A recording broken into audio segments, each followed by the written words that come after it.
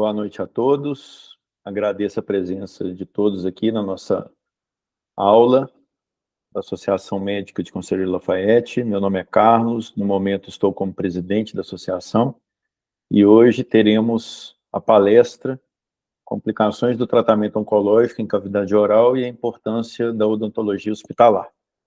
Para tanto, contaremos com a apresentação da dentista Lidiane Ribeiro de Castro e da doutora Nívia Olímpia Barbosa Silva. A Lidiana é dentista desde 2001, periodontista, possui habilitação em laser, é especialista em odontologia hospitalar pela Instituição de Ensino Einstein e membro do Colégio Brasileiro de Odontologia Hospitalar e Intensiva. E é pós-graduanda em cuidados paliativos. A doutora Nívia é médica, associada da Associação Médica, formou pela UFMG em 2006 e possui residência em clínica médica e oncologia clínica pelo Hospital da Balenha. Tá? Mais uma vez agradeço a presença de todos e vou passar a palavra para as duas. Então, boa noite. A gente organizou uma aula para falar um pouquinho das complicações do tratamento oncológico em cavidade oral, e também de paciente clínico, a gente falar um pouquinho, e da importância da odontologia hospitalar, né? Eu acredito muito na coisa multidisciplinar, né, na equipe ali a gente já trabalha junto já há um tempo, né, com os meus pacientes, e agora ela, né, tá lá no hospital, então para a gente passar um pouquinho da importância dessa interação da equipe. Carlos, só para atualizar, né, as pessoas que estão nos ouvindo, a gente conseguiu implantar a odontologia hospitalar na maternidade, em maio desse ano, então é mais um avanço aí para assistência aos pacientes hospitalizados. Bom, a principal alteração na cavidade oral dos pacientes oncológicos é a mucosite, né? O que é mucosite? É qualquer inflamação da mucosa oral nos pacientes em tratamento oncológico, quimioterapia e radioterapia. É bem comum, né, e tem alguns fatores de riscos principais. O tipo de quimioterapia que a gente usa, o tipo de droga, tem algumas que têm um potencial de alteração da mucosa, que a gente já sabe que vai dar mucosite. A questão da higiene da cavidade oral, presença de cárie, de doença periodontal, e a presença, o uso da rádio junto com a químio, principalmente nos cabeça e pescoço, porque a rádio vai ali no local. E os pacientes de transplante de medula, são pacientes com uma imunossupressão importante, e normalmente o tratamento pré-medula é extremamente citotóxico, então são pacientes de muito alto risco para mucosite. Aqui eu trouxe 2 exemplos clássicos de mucosite avançada, onde a mucosa sofreu muito o efeito tóxico da quimioterapia, e a mucosa ela foi totalmente danificada, expondo um tecido que não estava pronto. Isso tudo começa com uma ardência, a área vai ficando avermelhada, a mucosa se descama e formam essas úlceras, que os pacientes chamam de afta. Mas essa é a mucosite clássica, e tem uma dor muito importante, piorando a qualidade de vida dos pacientes oncológicos. Então, daí as complicações, né, a Lídia falou, dor, muitas vezes o paciente precisa de opioide para controle dessa dor, essa dor impede o paciente de comer mesmo, né, chega a reduzir a ingesta, de ter desidratação, desnutrição, alguns pacientes têm que ir para a sonda nasoentérica. Então, não é uma coisa leve, não. Tem casos que a gente tem que ser mais invasivo. Hospitalizar, né? Pode ter sangramento oral e gengival, principalmente o paciente, né, está fazendo químio, pode ter plaquetopenia associada. E a gente tem que estar atento às infecções secundárias. Não é sempre, mas muitas vezes a vem com uma monilíase oral, às vezes herpes, né, Com certeza. Ficar atento à questão de neutropenia, o paciente que chega neutropênico no hospital, é importante ver a mucosa oral, porque vai impactar no seu tratamento. O antibiótico que você vai usar, às vezes, a gente muda, se a gente vê que tem uma mucosite importante, então a gente tem que estar atento nesse exame. O tratamento acaba visando muito a prevenção, né? A gente tenta sempre encaminhar o paciente para uma avaliação odontológica antes de começar o tratamento. A gente sabe que às vezes é difícil, porque às vezes tem que fazer um tratamento prolongado, tem uma urgência de começar o tratamento, não dá para esperar, mas a gente tenta sempre estar junto com o dentista para acompanhar em conjunto. Manter sempre uma higiene adequada, com escovação, com uma escova macia, usar fio dental, ali a gente vai falar mais desses cuidados, e tratamento periodontal. Às vezes a gente vê um paciente com uma doença periodontal importante, paciente tabagista, então às vezes tentar fazer uma raspagem, um tratamento, uma limpeza importante antes é muito importante. E o laser, muitas vezes a gente acha que o laser é só depois que aparece a mucosite, mas ele na prevenção é muito importante.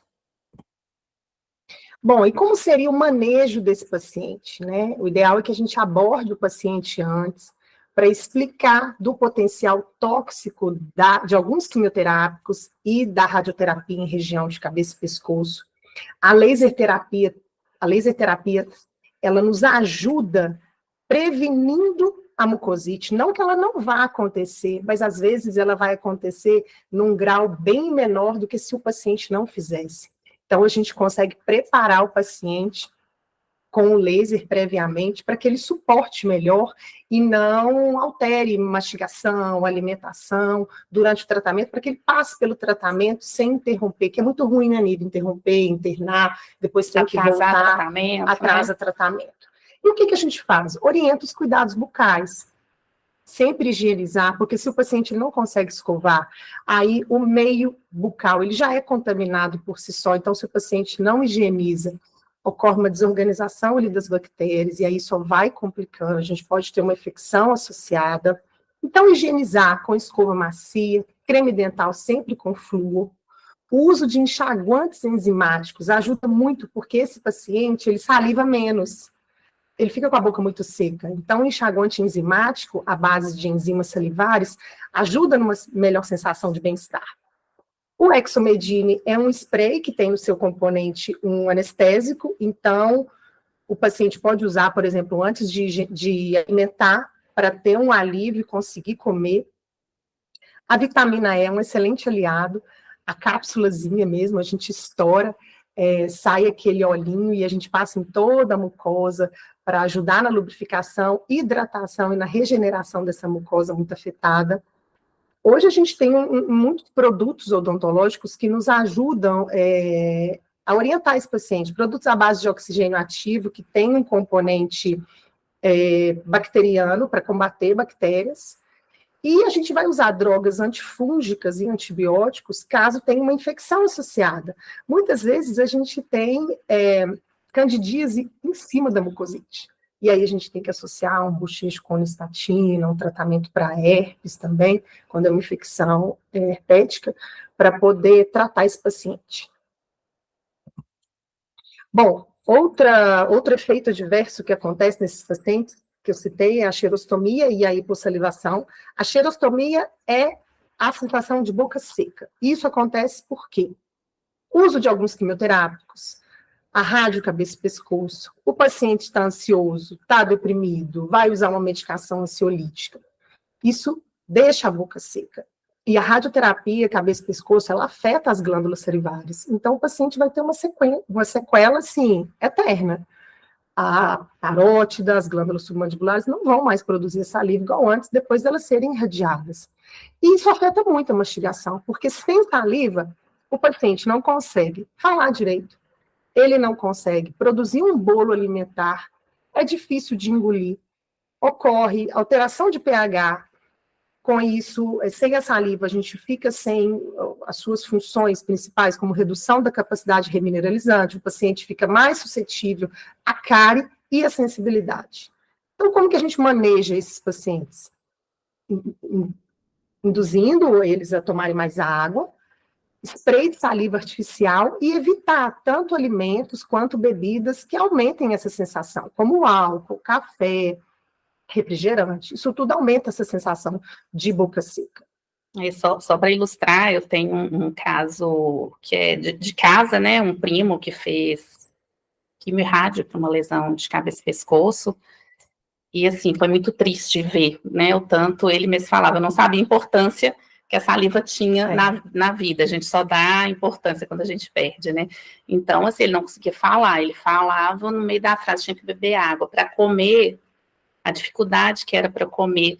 Então, às vezes, a gente não dá importância, às vezes, na clínica mesmo, um remédio que o paciente falou, não, minha boca ficou seca, você, não dá importância para aquilo, né?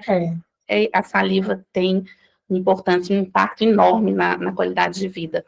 Eu vivenciei isso, né? Eu tenho muito paciente que tem, mas aí a gente tem aquele contato rápido, mas eu vivenciei isso em casa, então foi doído de ver. Aí eu tenho um cuidado especial com essa questão. A osteonecrose de mandíbula, por que está aqui, né, nessa aula? O que é? Na verdade, uma necrose pode ser de qualquer osso, né, Lid, mas a mandíbula é mais suscetível, mas é um efeito colateral de medicações que a gente usa muito no manejo de metástase óssea, né, independente da fisiopatologia, se é de tumor sólido, ou se é de mieloma, ou se é uma lesão lítica ou blástica, todas as lesões das metástases são devido ao aumento de reabsorção óssea por causa de um aumento da atividade dos osteoclastos. Então, eu vou usar medicações para inibir essa atividade. Normalmente a gente usa o denosumab ou o zoledronato. A gente teve até uma aula recente, né, de osteoporose que falou bastante dessas medicações. E para que eu uso? Eu uso para controle álgico e para preservação do osso, né? Para evitar risco de fratura patológica, para evitar compressão medular, uso também em caso de hipercalcemia maligna, né? Que é uma emergência oncológica. Então, uma medicação que a gente usa bastante. A incidência não é tão alta, né? Eu peguei algumas referências. Teve um artigo que falou do ácido zoledrônico, que foi 2,8%. E eu peguei um paper que fala de 3 estudos grandes, tinham mais de 4.000 pacientes. O denosumab, 0,8%, e o ácido zoledrônico, 1,1%. Então, não é uma incidência alta, mas a gente tem que ter atento, porque pode ser catastrófico. Assim, eu já tive um paciente que ficou deformada. Então, não é uma coisa que é bom a gente ter no currículo, não, sabe? Não é legal, não. Os fatores de risco estão relacionados a má condições de higiene bucal, né, doença periodontal, gengivite, e os traumas ou fazer algum procedimento invasivo, né, uma extração, então, durante o uso das medicações. O que normalmente a gente tem que fazer? Orientar, né? Esse dá para a gente esperar. A não ser que seja hipercalcemia maligna, que é uma emergência, a gente tem que começar rápido. Esse dá para a gente esperar a avaliação da odontologia. Então, é o principal, eu encaminho todos os pacientes, oriento que não deve fazer nenhum procedimento invasivo durante o tratamento, e faço até termo, normalmente eu deixo um termo, e se necessário for, o que eu faço? Precisou, é uma emergência, a gente suspende, mas não existe um período mágico, assim, na literatura não tem, com 1 mês, com 3 meses, eu estou seguro para fazer uma extração, não vai dar osteonecrose. A gente não tem essa segurança, né? Então, se precisar fazer, suspende e reza. Na verdade, o melhor tratamento é a prevenção e a orientação desses pacientes com relação ao tipo de droga que ele vai usar agora. O zometa, né, o ácido zoledrônico, ele é um medicamento que ele impregna na matriz óssea. Já o denosumab, ele age ali na inibição da proteína, então ele seria mais tranquilo da gente manejar. Porém, a gente não quer que isso aconteça. Então, a gente orienta o paciente a fazer todo o tratamento odontológico, não é longo, mas resolver os problemas que são potenciais de risco para a osteonecrose. Por exemplo, o paciente tem que extrair um dente? Extrai antes. Precisa fazer um implante? Está com um trauma de uma prótese? Resolve isso primeiro. Os ossos mandibulares, eles são ossos, assim, que eles têm características típicas que nenhum osso do corpo tem. Então, é um osso mais suscetível a ter osteonecrose. A mucosa que reveste esse osso é extremamente fina, então o trauma ali rompe e expõe o osso. O próprio meio bucal contaminado, que favorece uma infecção de evoluir, chegar no osso rapidamente e a gente ter uma exposição óssea. Como que a gente faz esse manejo, caso aconteça? Antissépticos, o bochecho com a clorexidina, que tem um potencial antimicrobiano. Caso seja necessária uma intervenção, a gente faz uma profilaxia antibiótica e complementa com a terapia antibiótica por até 14 dias. O laser, que tem a sua função cicatrizante, mas associada ao azul de metileno, a gente tem uma ação antimicrobiana também no local. E hoje a gente tem tecnologias que nos ajudam muito, como a ozonioterapia, câmara hiperbárica. A vitamina E também vem para nos ajudar a lubrificar essa mucosa, melhorar o revestimento ali, protegendo o tecido. E se chegar a necessidade, fazer um debridamento e até uma cirurgia de ressecção. Mas a gente não quer que isso aconteça, então a gente trabalha na prevenção, até mesmo previamente ao procedimento, caso ele seja necessário. A gente falou da osteonecrose, que ela acontece com o uso de medicamentos, mas tem a osteoradionecrose, que ela vem devido à radioterapia na região de cabeça e pescoço. O que a gente tem de diferente que a gente pode oferecer para o paciente? Porque o tratamento é mais ou menos igual, mas a prevenção a gente pode usar placa radífera. É esse dispositivo que está aí na tela, que a gente usa, confecciona para reduzir os efeitos da radioterapia em regiões adjacentes à área irradiada. Então, junto com o radioterapeuta, ele nos orienta as doses que serão irradiadas, as regiões que estão mais em risco, e a gente confecciona essa placa. Essa placa pode abaixar a língua, colocar a língua mais para trás, afastar alguma estrutura. A gente faz essa placa antes da máscara, e o paciente, toda vez que for irradiar, coloca a placa. É algo que proporciona menores danos. Lesões orais por imunoterapia. A imunoterapia redefiniu o tratamento, né, de muitos tipos de câncer. Os efeitos adversos são totalmente diferentes do que a gente tinha com químio e rádio. Químio e rádio a gente maneja muito melhor, a gente já tem uma noção do que vai ser imunoterapia, pode acontecer qualquer coisa, né? Na boca, em especial, a gente não usa o termo mucosite, a gente usa o termo estomatite, né, que é uma inflamação da mucosa, né, são lesões imunomediadas. Então, vai ter uma foto, a lesão um pouquinho diferente, mas pode ser parecido com mucosite, mas só para a gente ter uma noção que é diferente se o tratamento for quimioterapia ou imunoterapia, muda um pouquinho no tratamento da Lídia aqui. Vamos lá. Essas lesões a gente chama de lesões orais inespecíficas. Não dá para você prevenir muito como que vai aparecer. Mas normalmente parece mesmo uma estomatite, lesões liquenoides com áreas esbranquiçadas. E a gente faz todo o manejo de mucosite, porém a gente acrescenta bochecho com corticoide. O que a gente usa, assim, é o Eligir de dexametasona. Faz o laser para aliviar também questão de dor. Então, seria isso, acrescentar o corticoide. A DESH. A DESH é a sigla de doença do enxerto contra o hospedeiro. É um efeito colateral do transplante de medula óssea halogênico, medula que o paciente recebeu de um doador. E ela acontece por quê? É uma reação de várias estruturas antígenas do receptor contra as células-tronco e linfócitos do doador. Então, eles ficam ali brigando. E acontece a DESH. Ela pode acontecer em qualquer lugar do corpo, córnea, pele, e ela vai e volta. O paciente está muito imunossuprimido, pensa bem, né? Ele zerou a medula dele, né? Começa a vacinar desde as primeiras vacinas de bebê, então ele está totalmente sem imunidade. E ele fica propenso a ter a DESH. E como que seria isso em cavidade oral? Uma mucosa vermelha, que descama, é extremamente sensível. Às vezes pode aparecer úlcera também, mas essa mucosa, ela fica parecendo como se a gente tivesse esfolado, assim, o joelho no chão. E isso incomoda muito o paciente. Aí o paciente já não saliva, incomoda muito. E o que a gente faz com esse paciente? Intensifica os cuidados bucais, faz todo o manejo de mucosite também, e acrescenta, nesse caso, o bochecho com propionato de clobetasol, para ajudar nesses sintomas. Normalmente demora a melhorar, às vezes o paciente fica 30 dias fazendo bochecho, aí a gente vai escalonando para diminuir, porque é bem desconfortável. E pode, infelizmente, voltar, devido a essa questão da medula com Do o vai e vem, né? do vai e vem.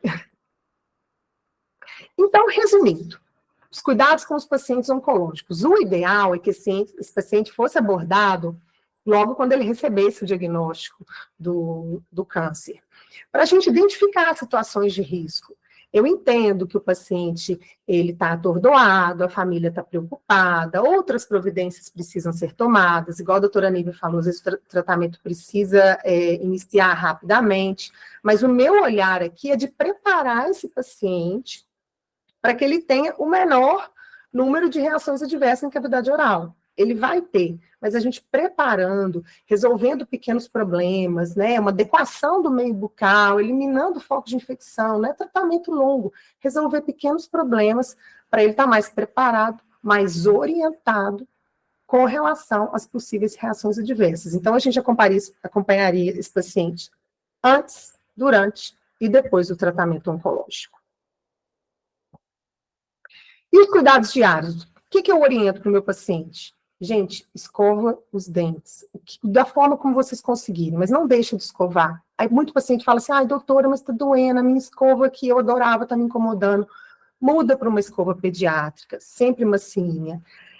Creme dental sempre com flúor, principalmente pela questão da baixa salivação. Então, a gente precisa de uma proteção maior. Mas, às vezes, o paciente não tolera o mentolado do creme dental. E aí, aquilo se torna, assim, desconfortável para ele. E aí, eu falo, pode usar Tandy, gente, mas escova o dente, se possível, enxaguante à base de enzima salivar. E eu sempre passo vitamina E em cápsula, não para tomar, mas para estourar o óleozinho e passar em toda a mucosa, e protetor labial. Bom, aí eu vou falar especificamente aqui da laser terapia, que é um grande aliado que a odontologia tem para ajudar esses pacientes oncológicos.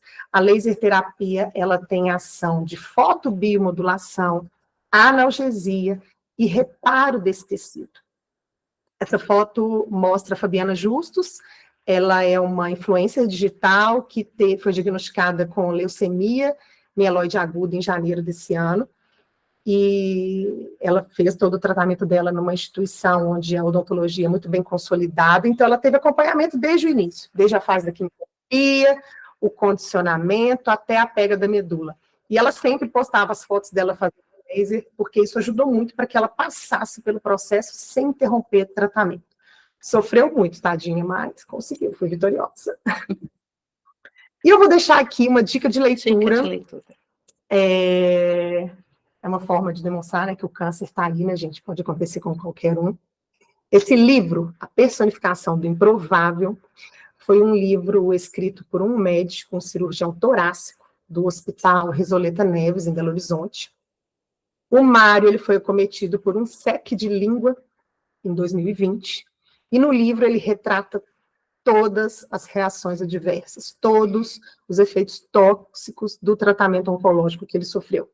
E é impressionante como que, antes de iniciar o tratamento, ele já sabia tudo o que ia acontecer. Então, no livro, ele vai antecipando as coisas que iam acontecer. Infelizmente, ele veio a óbito, mas é uma dica de leitura, assim, interessante, bacana de ler. Saindo um pouquinho da oncologia, é importante, né, na clínica médica, eu sempre pergunto, as meninas estão aí, né, participando da aula, eu falei, examinou boca? Né, porque é importante, a boca pode ser um sinal de doença sistêmica, a gente colocou 2 fotos aí para ilustrar, uma monilias, né, uma candidíase oral e uma herpes. Isso é um paciente imunossuprimido, a gente vai ter que investigar por quê, se é um HIV positivo ou uma imunossupressão por alguma coisa, mas eu lembro de uma paciente que internou desidratada, que ela não estava com uma dinamia importante, falei, não estou conseguindo comer, e era um pós-dengue, o nível, não estou conseguindo comer, e ruim. Passou um dia, 2 dias, vamos olhar a boca dela, lotada de monilise. Foi um dia de fluconazol, no outro dia ela era outra pessoa.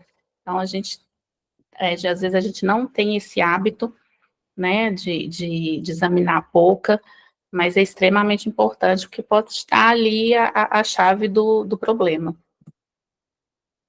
E aí fica... Vou falar um pouquinho da odontologia hospitalar, fica aí um convite para o despertar de um olhar para a cavidade oral dos pacientes hospitalizados.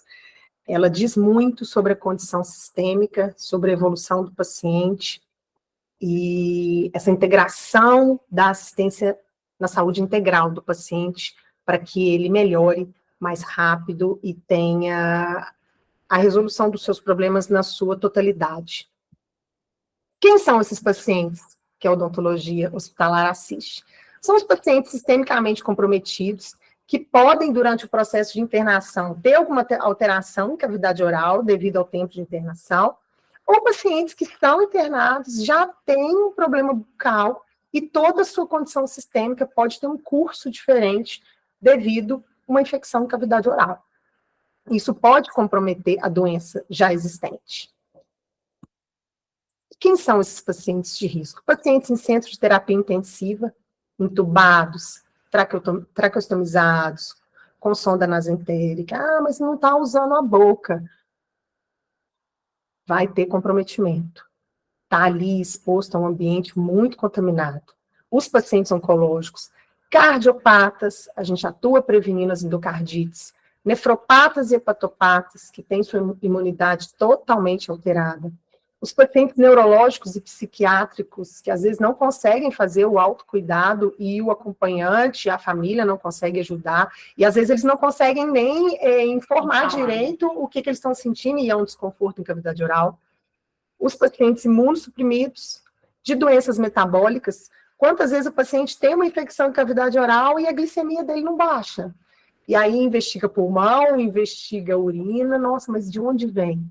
Olha a boca. Pode ser da boca. E os pacientes em cuidados paliativos? Bom, eu trouxe algumas imagens que demonstram aí alguns exemplos do que a gente vê assim, muito em cavidade oral. Bom, e o que a gente pode fazer, né? Esse paciente superior da esquerda, ele está com um protetor labial, protetor bucal, desculpa. É um dispositivo que a gente confecciona para ajudar nos pacientes que estão mordendo tubo, às vezes estão mordendo língua. É um protetor bucal mesmo, de esporte, que a gente faz uma adaptação super simples para colocar em boca. Esse paciente da direita foi entubado com dentes com alto grau de mobilidade, com risco de broncoaspiração. O paciente inferior da esquerda foi entubado com prótese removível. E o paciente da direita, lesões em lábio devido ao trauma com o tubo.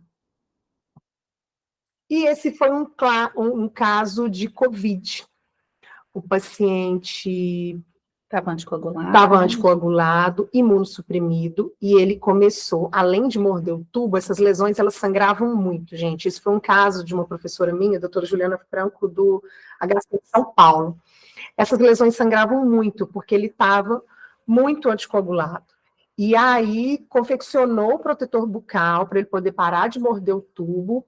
Foi feita uma biópsia para certificar de onde vinham essas lesões, e era uma infecção herpética. E aí, o tratamento foi com a ciclovir oral e a laser terapia, junto com a terapia fotodinâmica, o azul de metileno, para ter uma descontaminação local e acelerar o processo de cicatrização.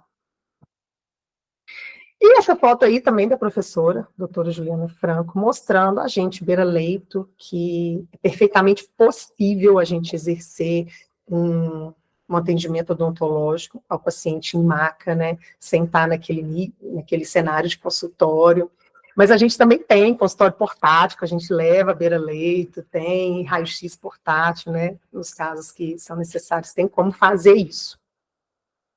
E o que a gente faz nesses pacientes? Desde uma simples higiene bucal, como uma um tratamento periodontal, laser terapia, remoção de aparelhos fixos, controle de sangramentos, né, as manobras hemostáticas, diagnóstico e tratamentos de lesões bucais. Ou seja, pequenos procedimentos para melhorar aquela condição ali. Os benefícios. Ações preventivas, diagnósticas e terapêuticas a esses pacientes. No CTI, a nossa presença é super importante na redução da pneumonia associada à ventilação mecânica. A gente consegue promover melhores práticas assistenciais através do cuidado com a saúde integral desse paciente, o paciente melhora a evolução do quadro clínico, diminui o tempo de internação, reduz o uso de medicamentos, redução de taxas de infecção e, consequentemente, redução dos custos hospitalares. Muito obrigada. Obrigada, gente. Excelente. Muito elucidativo. Vou abrir o microfone aqui para as pessoas, só um minutinho.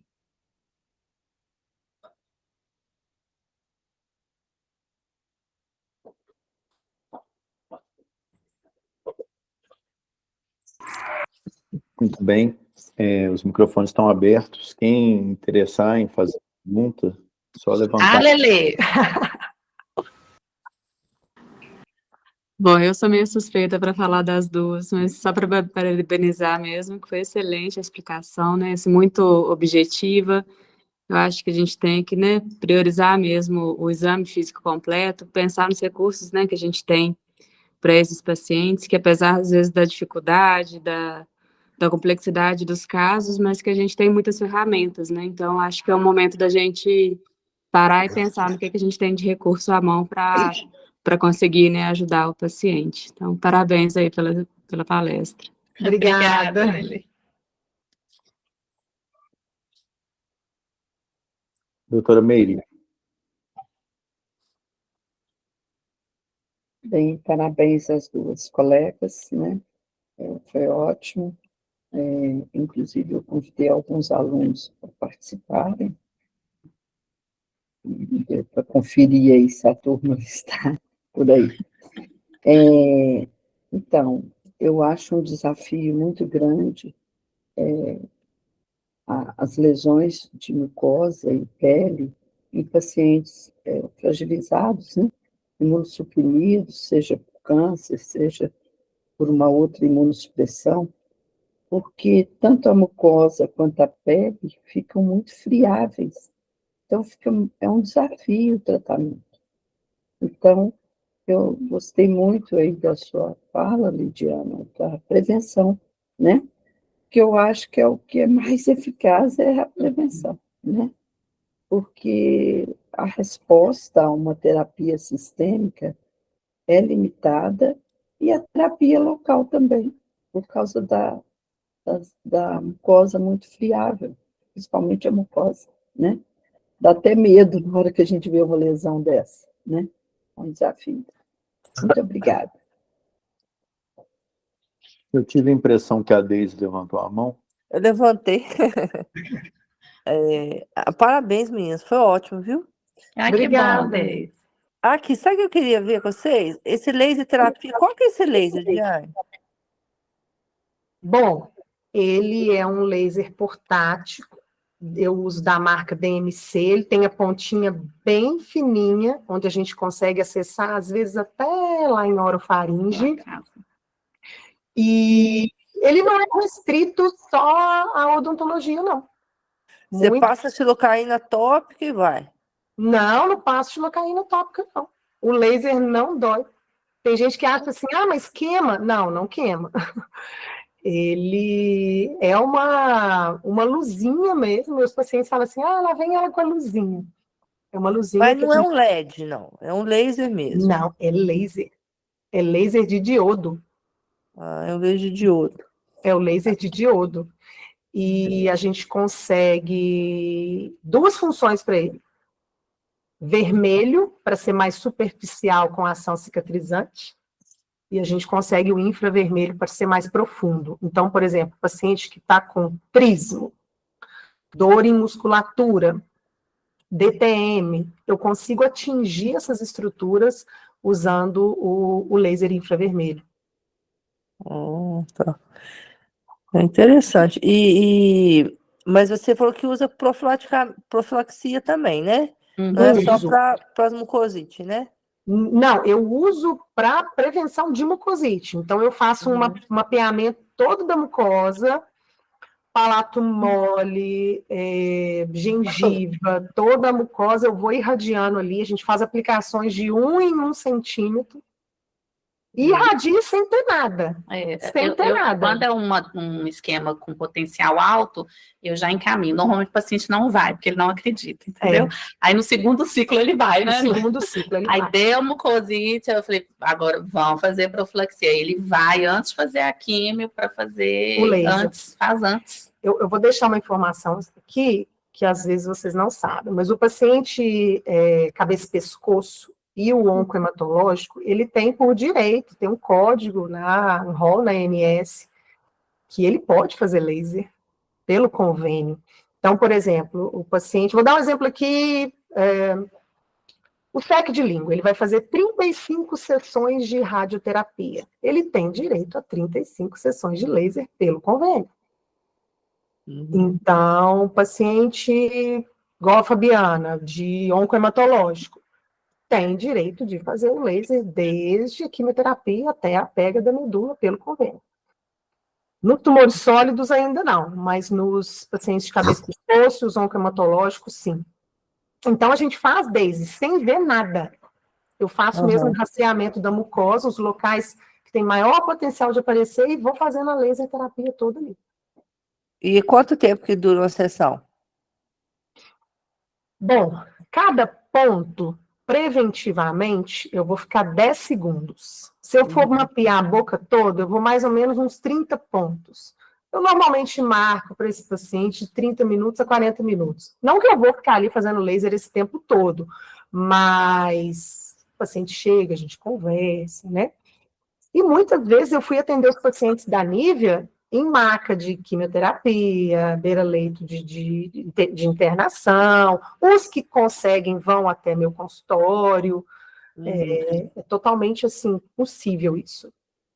E líquen plano oral, você tem alguma experiência com laser, não? Não. O líquen plano, ele é um desafio, viu? Nada funciona. É, Tô querendo a fórmula, Márcia. eu tô querendo a fórmula, né? Então, é um desafio. Por exemplo, essas lesões de imunoterapia, né, as estomatites, elas, às vezes, aparecem como lesões liquenoides, né? Aí eu preciso te confessar que usando o Eligia de dexametasona, mas para esse caso específico, funciona muito bem. Eu não Aí sei você manipula. sozinho. Oi? Manipula.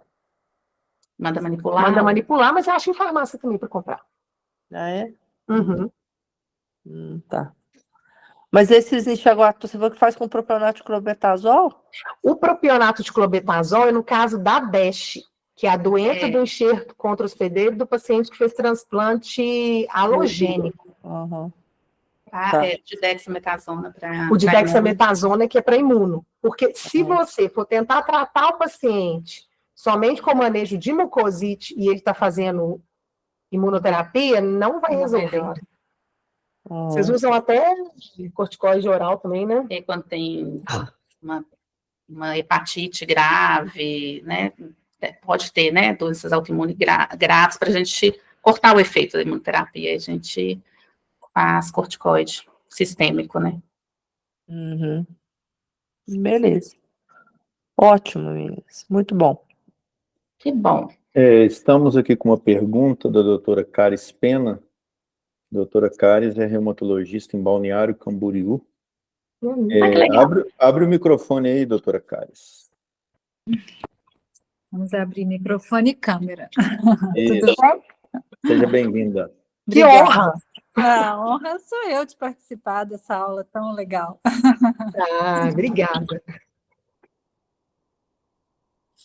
Sim? Você fez uma pergunta? Sim, eu não tenho prática diária com pacientes oncológicos, porque não é a minha especialidade, mas como reumatologista a gente compartilha essas questões na síndrome de Sjögren, com a xerostomia, e nos pacientes em tratamento de osteoporose, em uso de bisfosfonatos com osteonecrose. As colocações foram muito pertinentes, né? São as condutas que a gente toma mesmo. Em relação à osteonecrose, a gente sabe que essa questão de dosagem de marcadores de reabsorção óssea não tem nenhuma validade mesmo para prognosticar ou para orientar a realização ou não realização de procedimento invasivo, e que a melhor conduta é a profilaxia mesmo em relação à higiene, né, em relação ao procedimento dentário. E que a suspensão do bisfosfonato é uma questão mais para você Alívio de consciência. dizer para o paciente que você fez alguma coisa e o odontólogo também ficar tranquilo que foi feita alguma coisa, né? Porque são drogas de depósito em relação aos bisfosfonatos, né? O denosumab, e não adianta, se você suspender, elas ficam ali 1 ano, 2 anos depositadas no osso, não adianta suspender que não vai fazer diferença nenhuma, né? A prática é realmente em relação à profilaxia e higiene, e a não realizar os procedimentos, né, especialmente em situações de paciente oncológico, o bisfosfonato é muito maior, né, a dose do zolendrônico na osteoporose é insignificante perto da que é usado nos pacientes oncológicos, então essa complicação é mais comum nos oncológicos. Uhum. E acho que eu perdi a linha de raciocínio aqui. E realmente orientar que os pacientes consultem com o odontólogo antes de iniciar o tratamento ou o uso do bisfosfonato, né? É a melhor conduta que a gente faz.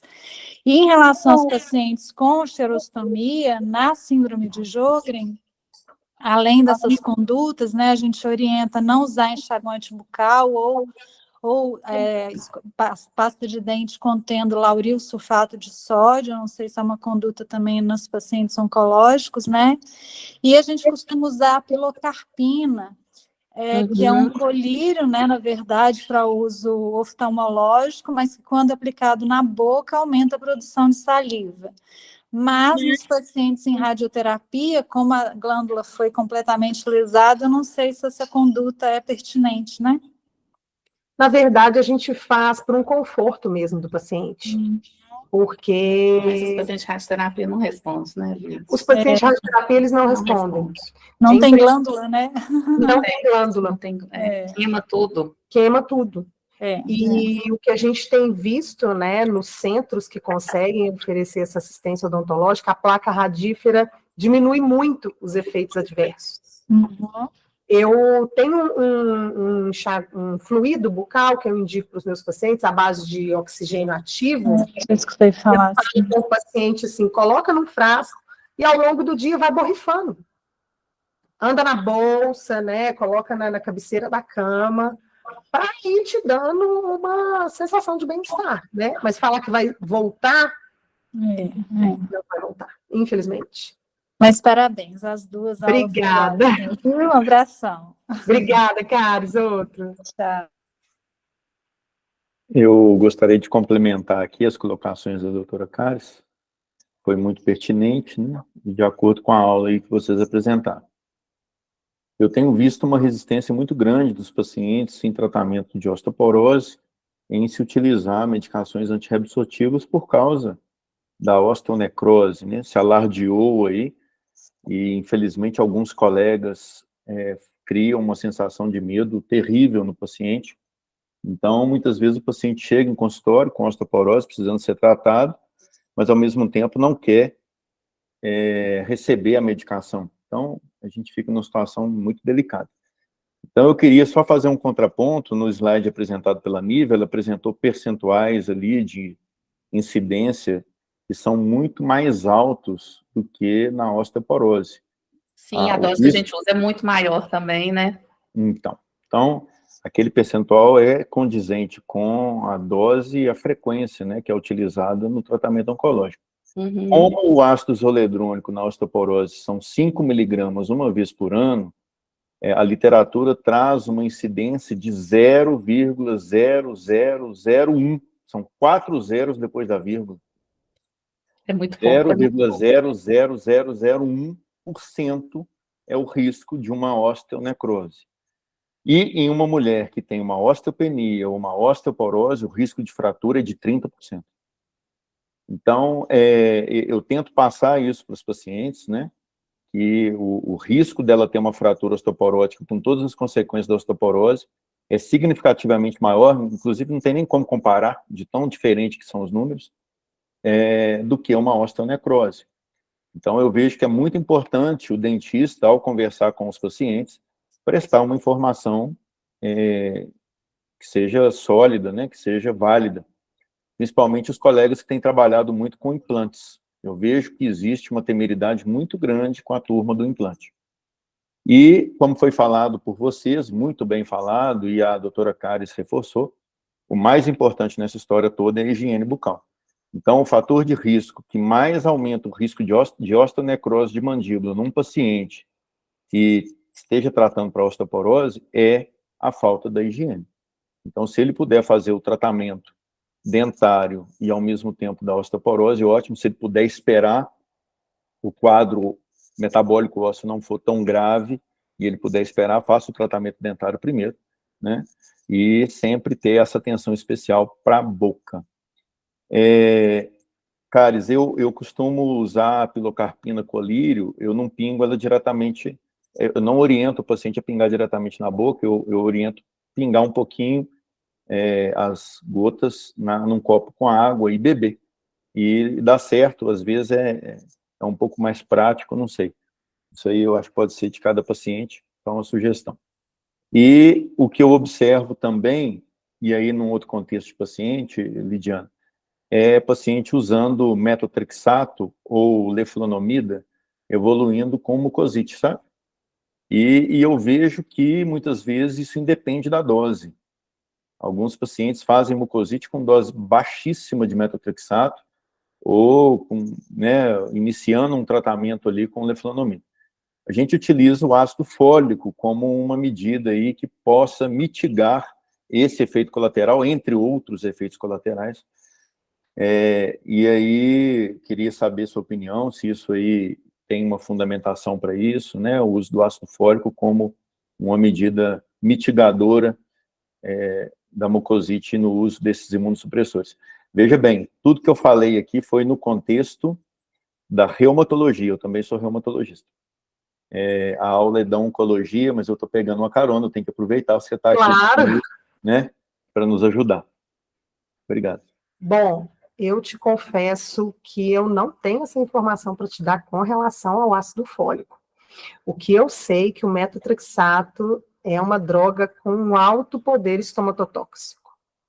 E é um desafio muito grande para a gente quando o paciente faz o uso dessa droga, junto com outras, né, Nívia? Uhum. Mas o metotrexato, assim, ele é o campeão. Ele está no top 10. Ele está no top 10.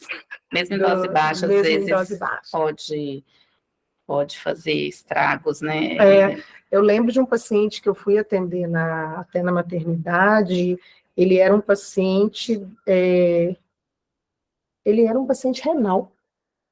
E aí eu não sei por que ele estava usando, né? Mas ele era um paciente renal, em uso de metotrexato e como mucosite oral. Então, assim, o que eu sei, doutor Carlos, é do potencial mesmo estomatotóxico do metotrexato, mas não tem informação com relação com ácido fólico.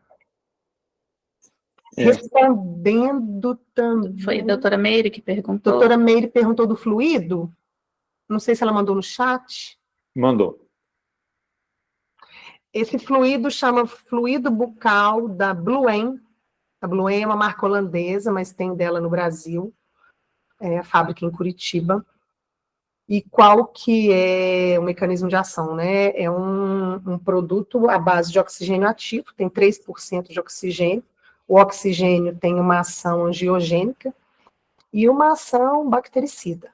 E esse fluido, ele não tem gosto, o paciente que tiver com desconforto em cavidade oral pode, ao longo do dia, ir borrifando, como pode fazer bochecho, e é um grande aliado tanto para os pacientes oncológicos, como para os pacientes com síndrome da ardência bucal, que é algo também que acontece. E o paciente se beneficia com o uso desse fluido. Se quiser, depois eu mando foto, mas é fluido bucal da Blue Whale. Muito bem. Mais alguém? Eu vou aproveitar, então, vou esclarecer minhas dúvidas. Se alguém quiser, levanta a mãozinha aí, a gente abre o microfone. Tá. Com relação aqui à síndrome de Sjögren, né, xerostomia, eu lido com síndrome de Sjögren, né? Você falou da saliva artificial, e a gente tem uma certa dificuldade em conseguir a saliva artificial industrializada. Muitas vezes pede para se manipular. Como você prescreveria uma saliva artificial manipulada? Olha, eu tenho muita facilidade em achar a industrializada, porque, inclusive, farmácias de Lafayette a gente encontra. Qual que você usa? Eu uso a da Kim, é um spray. Não é cara, e o paciente, ele acha facilmente nessas farmácias melhores, tipo Drogazil, Araújo, e existe também uma marca que chama Xerolacer, que é facilmente encontrado também. Eu não tenho experiência de mandar manipular, porque essas marcas comerciais, elas são facilmente encontradas. Da Kim e da Xerolacer. Ótimo. Porque realmente a minha experiência com essas medicações, os pacientes relatam que não encontram, né? E, Não, mas eventualmente... você pode prescrever Kim Hidrate, spray de saliva artificial, vai achar lá na Drogazil. E na sua vivência, tá? O que você observa em termos de resposta? Porque, mesmo usando, eu vejo os pacientes reclamando bastante que a boca permanece seca. E aí, o que você acha? Podemos melhorar isso de alguma maneira? Sim, a Caris até mandou aí dos produtos que eu falei. Então, doutor Carlos, porque na maioria das vezes, igual o paciente da osteoporose, né, já tem uma idade avançada, então o próprio envelhecimento já altera a produção de saliva. Substitui a saliva, né? Nada substitui a saliva. Acho que ali é só um refresco momentâneo. Isso. Não é uma coisa que resolve. Não é uma coisa que resolve, mas que traz um conforto. E o paciente, às vezes, ele usa alguns outros tipos de medicamento que pioram essa sensação. A gente estava até conversando hoje, né, sobre o uso de um ansiolítico, um antidepressivo, né, para ajudar o paciente nos sentimentos que ele está tendo durante um tratamento oncológico. Esses medicamentos alteram muito, deixa o paciente com boca seca. Então, eu falo tudo, doutor Carlos, eu falo, olha, você vai usar spray de saliva, você vai aumentar a ingestão de água, você vai hidratar a boca com vitamina E, mas nada vai ser igual ter a sua saliva. Mas você tem aí uma série de produtos para te ajudar a enfrentar melhor. Eu sou bem sincera, sabe? Eu não iludo, não. Eu prefiro falar que tem como a gente lidar com a situação do que falar, você vai ser curado, a gente vai resolver. Não, não vai. Muito bem. A doutora Meire perdeu a resposta da dúvida dela, vocês poderiam repetir? Desculpa aí, eu perdi a rede. Doutora Meire, você me perguntou do fluido, né? Sim. Esse fluido bucal, ele é da marca Blue Whale. Sim. Você não vai achar em farmácia, assim, você vai achar na internet. A Blue Whale é uma marca holandesa que tem os produtos à base de oxigênio ativo. E por que o oxigênio ativo beneficia esses pacientes? Por ter uma ação antimicrobiana e por ter uma ação angiogênica. Esse fluido, ele tem 3% de oxigênio e ele pode ser usado tanto como bochecho, como coloca num frasco e vai borrifando em cavidade oral. Sim. Eu perguntei se ele poderia ser manipulado, então não. Não, né? Fórmula Não. patenteada e Mais a gente só seguro, sabe que tem oxigênio ativo lá. Eu perdi isso aí, do oxigênio ativo. Então, eu tenho que perguntar. E vocês desculpem aí, porque eu perdi a rede na hora da resposta. Muito obrigada. Não é culpa tua, não, Meire. Alguém mais? Vamos aproveitar aí essas experts no assunto aí, gente.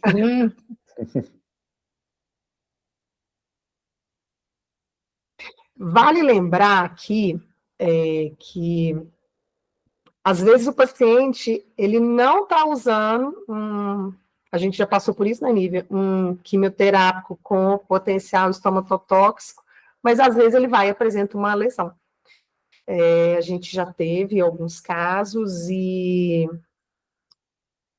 a gente não pode simplesmente só falar que aquele paciente que usa aquele quimioterápico que vai ter. Acontecer. Porque as coisas acontecem a partir do momento que o paciente está fazendo esse tipo de tratamento, onde ele tem uma alteração total, né? A quimioterapia, ela mata célula ruim, mas mata boa também, né? E então ele está suscetível a ter efeito. Por isso que a gente fala da importância da abordagem desse paciente, né? Seria o cenário ideal, qualquer paciente oncológico. Doutora Meire. Só mais uma coisinha. Eu achei muito importante a apresentação também, porque nos norteia para ficar alertas, né, os médicos, para as lesões paraneoplásicas, né? Então, tem muita neoplasia subclínica, que às vezes não está ainda diagnosticada, e se apresenta assim como uma lesão, né, em mucosa, pele. Então, a importância do exame clínico, né, Meire? O exame clínico muito minucioso, e a pele, né, é uma exposição de doenças, né, a pele, mucosas. Então, eu acho muito importante isso, da gente ficar atento para síndromes paraneoplásicas, e às vezes uma neoplasia que ainda não está diagnosticada, né, e chama atenção a lesão da pele ou da mucosa. Com certeza.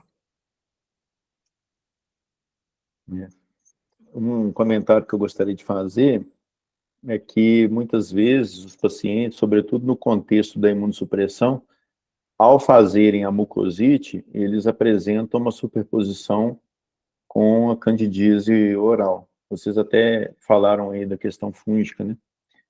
E o que a gente observa é que, além de pensar na candidíase oral, lembrar da esofagiana, que é uma coisa contígua, né? Então, um paciente imunossuprimido com candidíase oral, não esqueça da candidíase esofagiana. A gente até orienta o paciente a engolir. A anistatina, né? Porque, na verdade, a mucosite ela está acontecendo em todo o trato digestivo, né? Não escolhe só. Só na boca. Não é só na boca. Boca é só o que a gente enxerga. É o que a gente vê. Muito bem. E aí, pessoal? Eu vou aproveitando aqui para esclarecer minhas dúvidas, tá? Num paciente com osteoporose ou osteopenia, que eu opto por atrasar o tratamento da osteoporose, ele vai fazer um implante ou alguma coisa nesse sentido, quanto tempo depois do procedimento eu estou habilitado a iniciar tratamento com antirreabsortivo? Então, hoje o implante ele está muito moderno com relação aos materiais, ao tamanho do implante, isso favorece muito a osteointegração, né? Daquele implante no osso. O que a gente sabe é que cerca de 120 dias, aquele osso ali já está todo neoformado, o implante está bem aderido, e a gente teria segurança para poder iniciar a terapia. Muito bem. Isso aí. Eu vejo que essa interface do odontólogo com o médico assistente é de extrema importância, né? Muita. Eu uso muito a LID. E agora a gente junto no hospital está ficando até mais fácil a comunicação. Você está usando ela com moderação ou sem moderação? Sem moderação, né, LID? Muito bem. Pessoal, eu acho que é isso. Alguém mais tem interesse em fazer alguma pergunta ou comentar alguma coisa? acrescentar uma experiência pessoal, fique à vontade. Se ninguém, né, tiver mais de uma manifestação, eu quero agradecer imensamente a presença das palestrantes, Lidiana, Nívia, foi muito esclarecedor. Você vê que o debate é profícuo, né, Lidiana? Eu comentei com você. E é isso, eu acho que trazer essa vivência, ouvir a opinião de vocês, a gente colocar a nossa do dia a dia, é sensacional nessa conversa. Então, eu vou deixar um encerramento aí para vocês, se vocês quiserem passar uma mensagem final, e depois a gente se encerra. Agradecer pela oportunidade, né, e divulgar a questão do trabalho da equipe multidisciplinar, né, a oncologia já trabalha junto, né, a gente precisa muito de todo mundo, mas às vezes tem resistência, né, no hospital, sim, às vezes de não ter essa interação. A gente amarrar mais, porque só traz benefícios. Com certeza. Eu agradeço muito a oportunidade de estar falando aqui. Tudo começou com uma conversa lá atrás com a doutora Luciana Milagres, eu falando com ela que eu tinha interesse em montar uma aula, né, para divulgar o trabalho, e essa oportunidade veio num momento assim, né, onde a gente já está com o trabalho sendo executado lá no hospital, e veio também num momento onde a gente conseguiu organizar a aula com as duas informações, e eu só tenho a agradecer, vou deixar aí os meus contatos, pessoal, e-mail, contato da minha clínica, e estou à disposição, gente, para esclarecer dúvidas, trabalho em parceria, indicar paciente, se precisar de qualquer coisa, eu estou à disposição. Fica aí meus contatos. Ok. Muito obrigado a todos e boa noite. Obrigada, boa noite. Boa noite, gente. Boa noite. Muito obrigada. Luciana.